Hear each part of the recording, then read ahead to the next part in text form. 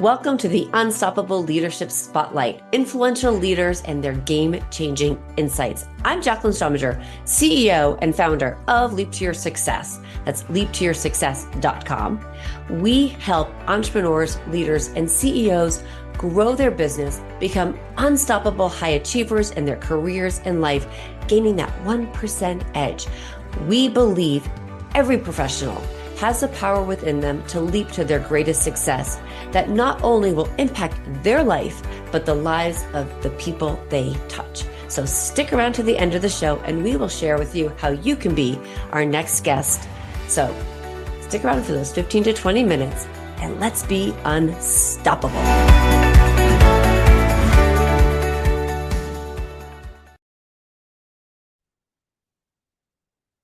Well, hello, everybody, and welcome back to another episode of this amazing podcast. My name is Jacqueline Strominger, and I am your host, and we are here to talk about leadership.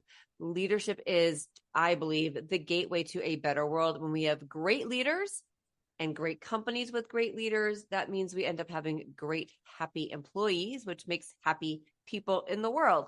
So today, I have an amazing guest, Yurian Palmer. I got that right? Yep. He absolutely, you guys, he is stellar. I'm so excited to have him on as a guest. First of all, he actually helps leaders make more impact by eliminating ineffective strategy, pointless meetings, bureaucratic structures, and slow decision-making. I mean, we all think that's kind of horrid, right? He has been in and around the most radical and adaptive organizations globally, including ones without managers and high levels of autonomy. He has just written a great book called Unblock. It's his second book, and he's here to talk to us about amazing leadership. So welcome to the podcast. Thank you for having me, Jacqueline. Oh, and I wanted to say, and the one thing that we are going to learn as you are listening to this, you are going to learn and leave this podcast knowing about having and working on a system versus in a system. So whether you are a leader or you're just your own entrepreneur or just you're listening to this personally, working on something versus in something is hugely different. So so we're here to talk about this. Thank you, Yurian. So welcome. Thank you for having me. Yeah, I'm excited to be here and looking forward to this conversation. Yeah. So, I'm so curious, you've had an amazing career. So what was your aha moment that brought you to number one, write the book Unblock and where you are right now? Yeah. So I had a pretty, I have a pretty diverse background, but I came actually from IT. I was a software developer really early on in my career. And just over the years, I became more interested in solving human problems rather than computer problems. I took on several roles as a project manager, interim manager, CTO, and I just became obsessed with how do you get large groups of humans to collaborate toward a shared outcome. And I just saw the same kinds of organizational dysfunctions and patterns showing up everywhere. Didn't matter if it was a small company, a big company, every sector, and even across the globe. When you get a large group of humans together, they somehow create the same dysfunctional systems sometimes. So I became obsessed with that. And the last decade, I've been consulting with companies and helping leaders to unblock their organizations. It was only fitting to make that the title of my second book. Right. So when you think about obviously what you have seen in organizations, if you could break it down, and this is, I kind of love to talk about things in steps, what would be the two key first steps that you would tell a company or a leader to make to start the unblocking process? Yeah, I think there's two things indeed. There's many things, but I think the key thing is, is it clear to you what you're trying to achieve? So strategy and setting a certain strategic intent in the future is often something that is, every company has a strategy, they think at least. But if you really look closely at the strategy, it's either unclear, it doesn't contain any bold choices, it's long lists of many PowerPoint slides with lots of bullets. So the tool of having an effective strategy is often not used well. And so if you want to get somewhere with your organization, that's one of the first things we need to work at. And then secondly, when there is a good strategy and people have an understanding of where the organization is headed, do you have a process of continuously unblocking yourself? So do you have the skills and the rituals to be constantly on the lookout to finding the next big blocker that their teams and the people are running up against, that you can take away and to go to the next level? Right. So when you think about those things, what you said, I will align that with almost, the two steps that I actually think a lot of people need to make, which is number one, first and foremost, really know what your vision is, and two, define your mission. Right. And Right. right. So you really kind of have to take those two key steps. So once you have that, so why do you think people are getting, when you think they have all these PowerPoint presentations and they have these strategies, why are they getting stuck? And Yeah, I think in terms of mission, vision, or strategy, what is often not happening is a conversation between the leaders that set those things and the people that are executing it. So often it's like when you talk to the people that are on the front lines, they're like, you know what, our leaders, they don't listen to us. We don't speak to them. They always send us these kinds of decks, and I have no idea what they really mean or what it means for us. I just try to do my thing here. And every time I have an idea, like I have no idea how I can get an improvement achieved here. And then when you talk to the leaders, they're like, oh, our people, they don't get it. Like I've explained it 50 times and still they don't seem to get it. Like there's a real communication problem between layers. And I think it can be, that's an intent. If you want to overcome that, you have to be intentional in when are you having those conversations? Are you really accessible? And I mean, every leader will say their door is always open. But are you really lowering the threshold for people to speak to you? Are you having informal chats? Are you asking people to give feedback on your strategy? There's a lot of things you can do and learn there, because if the people that are looking at the strategy are honestly telling you, like, I have no idea what this means, or you have this crazy idea to go somewhere, but the reality of the day to day is something else. That's when you really learn and you start to become humble. right. It's so interesting because it's so true. There's, the thing that's like blazing through my brain right now is communication, right? I mean, all need to have and leverage communication effectively.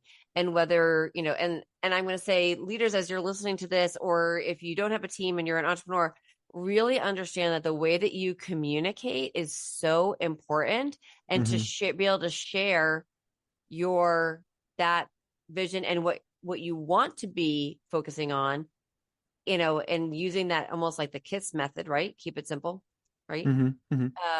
So when you're thinking about this, and what is like the number one tip, that's a leader or a team member or a CEO can start with to help develop great communication? Yeah, I think it sounds maybe too obvious, but is to talking to people as much as you can, getting out of your ivory tower, getting out of those meeting rooms. Just in Japan, they say, like, go to the Gemba. It's from the lean methodology, from the Toyota pitch. I don't know if you know it, but like the leadership philosophy of going to where the work happens, rather than asking for a report, inviting somebody into your leadership team meeting, or sending out a presentation. Just go to where the work is. Sit next to one of those employees for a day and see what you learn. Pick up that customer service call yourself and see what happens. Really invest in understanding the realities of the people that work with you and work towards your vision, so that you can then really, from that understanding, build the understanding that you want to give. So I think that's where to start. And it's, I don't know, like there's something about, maybe it's a status thing, or like I'm too important or I'm too busy. All these things that people are convinced about. There's lots of leadership stories. There's a CEO, and I'm sorry, I don't know the name of the company anymore, but there's a famous CEO who always was the one in the canteen putting the food on the plates every day. And that was just one of the things he always did 1 hour a day. And that was his way to be among the people and to be accessible and to have a chat. It's about finding those rituals that work for you, that gets you really in connection with those people. So let's break it down. Again, I'm going to go break it into those two steps. Sure. So, pick two things or two steps that you can take and start small, whether it is walking around the floor, so to speak, where your employees are, or as you said, if you have a food court or food commissary, to hang out there. Yeah. Like pick one of those things. And then potentially, I always think it's maybe create something where you're having a coffee chat where you almost let everybody know, hey, you know what? I'm having coffee. I'm going to be here, not in their space, not in your space, but in a neutral space. Yeah. Sit with me. Yeah. Some of the best leaders, they just every week, 3 times a week, they have informal lunches where it's like, and then somebody makes an effort to try to invite as many people across the organization to have those conversations at a lunch table. And especially if you're doing it across the organization, you're not only building connections yourself with different departments, but it's also about enabling departments to talk to each other, which also is another challenge that you see often. Right. So the very interesting thing that you just said too is like the interdepartmental. I also think it's really key. Again, really take note of this. It's really important to be able to have those conversations interdepartmentally so that you can set it up. But also, you've got the CEO or the founder or whatever title you want to give yourself, because who really cares? It's just it's a title. Who cares? Everybody in your fold is a partner. And hopefully everybody thinks that way. I hate the word manager. That's a whole other story. But whether you're the CEO or you are running a team, if you're running a team, act like the CEO of that team and do the same thing. Yeah, exactly. Yeah. And to enable that, because that communication. All right. So we've got really enabling communications. What else would be another, step that you would have somebody take that would help them unblock? Yeah. If you start with that idea, like I have a strategy, I have a vision, a mission I want to realize. The one thing that I always tell leaders is don't make the mistake of cascading your strategy. And it's still the default. Like the leaders at the top, they set the strategy or the annual goal or the annual plan, and they ask the middle managers to cascade it down to the teams. And then hopefully that they execute, right? They hold the managers accountable for executing. The thing that's really missing by that is that, cascade is literally going from the top down. Like it comes from the word waterfall, it's from the waterfall that always cascades down. It never goes bottom up. And the problem with that is that you're going to miss all the wisdom of all the people that are on the front lines. So the better way to do it is to integrate and to self-align teams, invite teams to self-align. So that means like, go and set your strategy. That's great. First of all, definitely ask feedback if people understand it. But the second step is to ask teams to craft their own strategy based on your strategy. Meaning, if the organization's strategy is X and our part of that is Y, and our contribution to maximize the contribution, we are going to, and then you're going to set the strategy or the strategic intent of that team. And then also we're going to make these trade-offs. And if you invite every team or department in a conversation like that, and you create a map of all the work and all the strategies across the organization, you are going to see in real life, A, if people got it, if people got the idea, and B, if the strategy is actually doing something, if it's actually working, shaping the decisions, day-to-day decisions in a certain way. And then when something deviates, we're like, oh, interesting, you're picking this strategy. It's so different from what I expected your department to do. Then you're going to have that conversation with them and say, hey, that's interesting. Like, no, let's hear it. And you can go into that conversation saying, well, you should do this or that, but then you're going to fall into the same trap again, because people should be telling you what they are intending to do based on your vision instead of the other way around. Right. I love that. It's really being able to, again, I'm going to break it down to steps. Number one, if you set the idea and the vision that you want to have for the company for, let's say, for the year. And then second step is asking the teams to say, okay, here's what we said. Step two is you now tell me how either A, you want to get there. Do you believe in it? Right. And what are you going to do? I think the next two steps are what are the people within that team going to do to hold themselves accountable? Right. How will they hold themselves accountable as a team together? Yeah. Yeah. And I think the other part that's often missed and could be a big value add is make the trade-offs you're going to make explicit. Make a list of the things you're not going to do, or make the list of the things that you're willing to sacrifice, at least for a period of time, in order for you to maximize your chances to achieving the other thing. So, speed even over cost, for example, could be a trade-off. These kinds of heuristics that are super helpful in making explicit that, we're going to spend a bit more money now, but the upside of that is that we're going to go faster. And if it just helps people set heuristics so that they can make smart decisions along the way, and you don't need to have to go to the leadership team every time that they're facing a decision. You have this compass that people can navigate, they can use to navigate themselves. Right. I like that. So, when you're thinking about how you're working, when we were talking before we started the podcast, it's you shared, and we were saying working on a system, working in a system, developing the roadmap versus being the traffic cop. Right. So how hard is it for somebody to go from the designer from the traffic cop? Yeah. Yeah, it is hard, especially if you're the founder of a company. You're used to being the person doing everything basically until it scales up.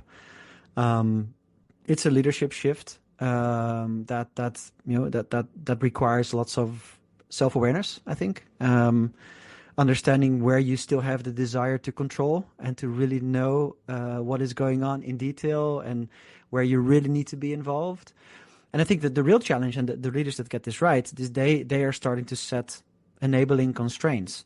So they're able to put in place boundaries that are helpful so that they are no longer the ones that need to control and check everything. So there's something about risk tolerance in there, clarifying risk tolerance for yourself and for the rest of the system. There's something about working agreements. When do you still need to involve me and when not? It's about making decision rights explicit. So for what types of decisions can you just go and go on yourself? And that's what I mean with working on the system, is putting those agreements in place so that the system just runs without you. And I think it's very liberating if you're able to do that especially as a founder or as a leader. It really means that you can go to bed at night without needing to work 80 hours, because you know that if you're not there, the system just hums and just rolls on. Right. Well, you just said a couple things that I think are really. It's also, again, really take note of this. It's systems, right? Because, and it's working, if you can have systems in place and have things designed and created within your company that that it's going to run without you. Yeah. You don't have to have your foot and toe in everything. It is so freeing. Yeah. It allows you to work above versus in. And at some point, in order to scale, you have to get to the point where you're above. Yeah. Not an above in the sense of I am above all. It's more I am the person that I founded this.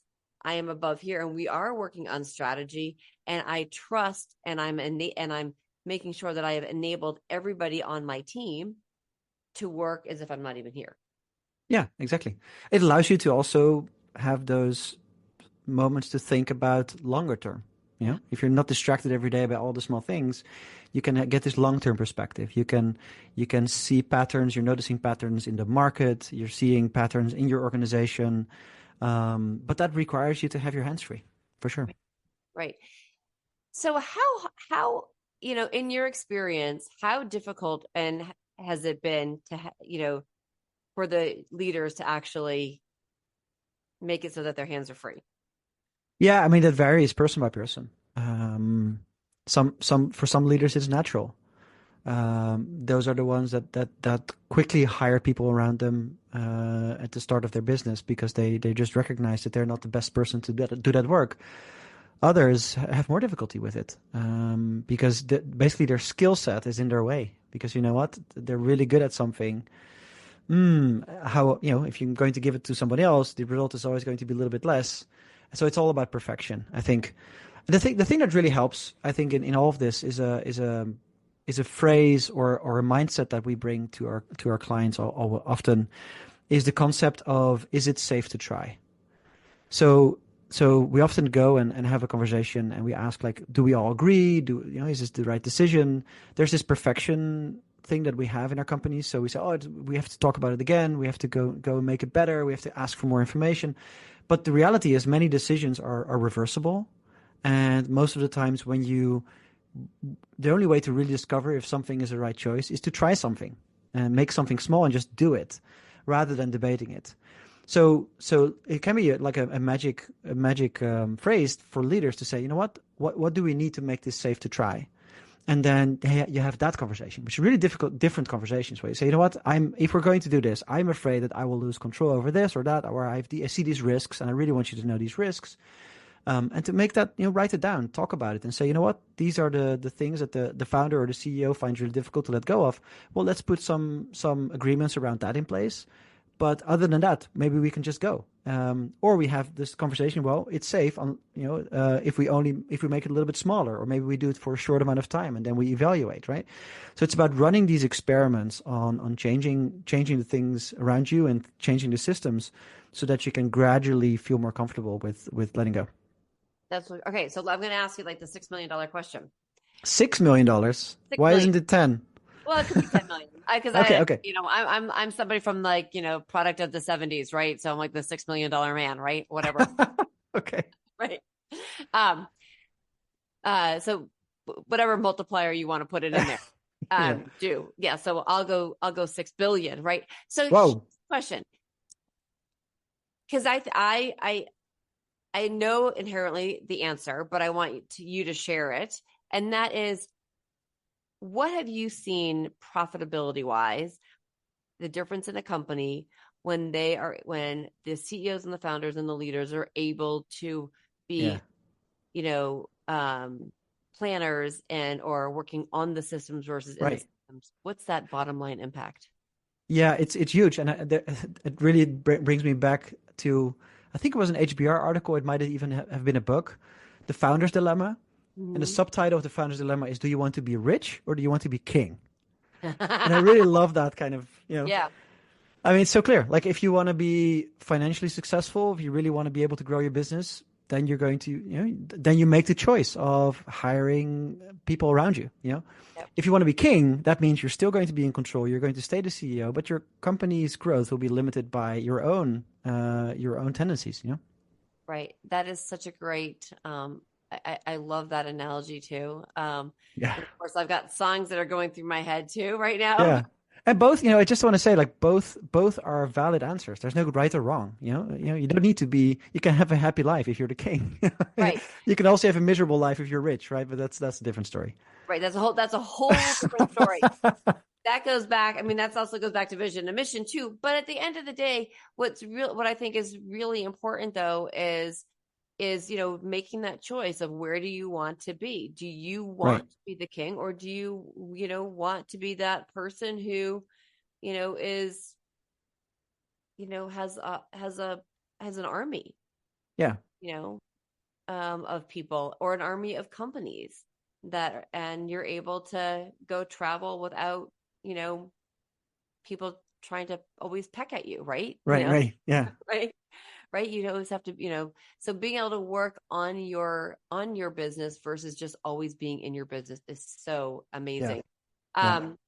So what is next for you, Yurian? What are your biggest goals? Like, what do you want to accomplish?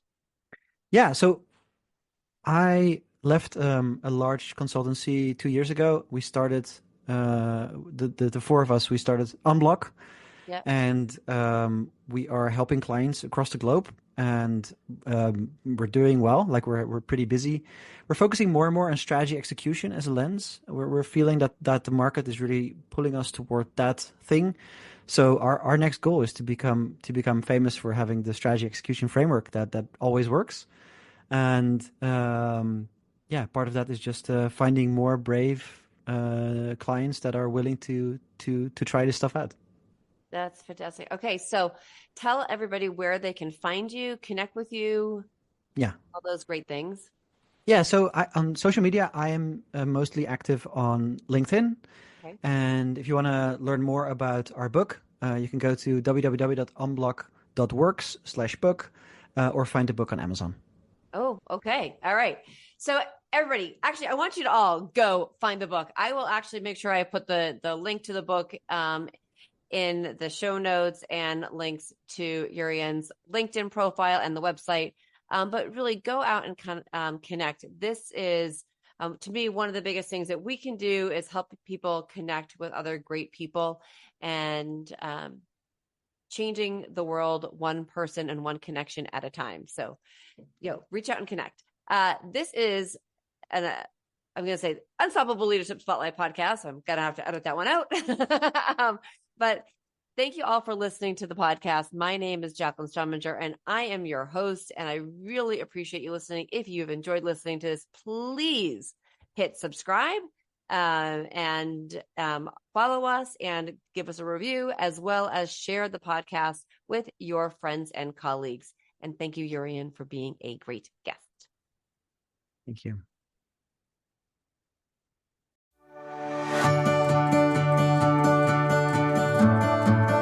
I'm Jacqueline Strominger, and I want to thank you so much for listening to the Unstoppable Leadership Spotlight, Influential Leaders and Their Game-Changing Insights podcast.